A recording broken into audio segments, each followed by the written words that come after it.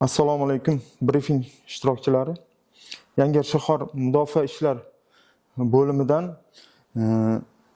amalga oshirilayotgan islohotlar natijasi va muammolar. Hozirgi kunda qo'shinlarni zamonaviy qurol aslaha bilan ta'mirlash, harbiy, ijtimoiy himoyani kuchaytirish va harbiy ta'lim tizimini xalqaro standartlarga moslashtirishga qaratilmoqda. Asosiy yo'nalish va amalga oshirilayotgan o'zgarishlar. Asosiy yo'nalishlar va amalga oshirilayotgan o'zgarishlar harbiy ta'limni modernizatsiya qilish, Qurolli Kuchlar akademiyasi negizida harbiy xavfsizlik va mudofaa universitetlari tashkil qilish, harbiy ta'lim tizimida fuqarolik va harbiy mutaxassisliklar bo'yicha 2 ta diplom berish amaliyoti joriy etilmoqda. Qo'shinlarni zamonaviy raqamlashtirish, qo'shinlarni boshqarish, zamonaviy avtomatlashtirilgan tizim joriy etib, aloqa va havo tizimlarida mudofaa tizimlarini kuchaytirish. Mudofaa sanoati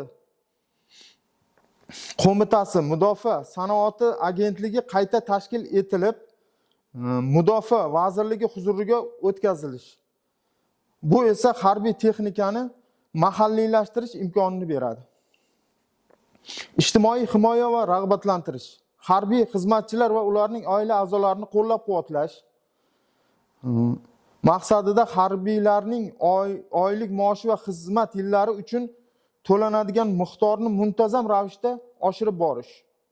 Muddatli harbiy xizmat o'tayotgan yoshlarni bandligini ta'minlash va imtiyozli sharoitlarda oliy ta'lim muassasalariga kirish imkoniyatlarini kengaytirish.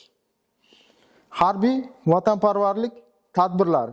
Yangi O'zbekiston 2030-yil strategiyasi doirasida yoshlarni vatanparvarlik hissini kuchaytirishga qaratilgan ma'naviy, ma'rifiy tadbirlarni ko'lamini kengaytirish. Harbiy xizmat nufuzini oshirish va yoshlarni qo'llab-quvvatlash bo'yicha O'zbekiston Respublikasi Xavfsizlik kengashi yig'ilishida muhim vazifalar belgilanmoqda.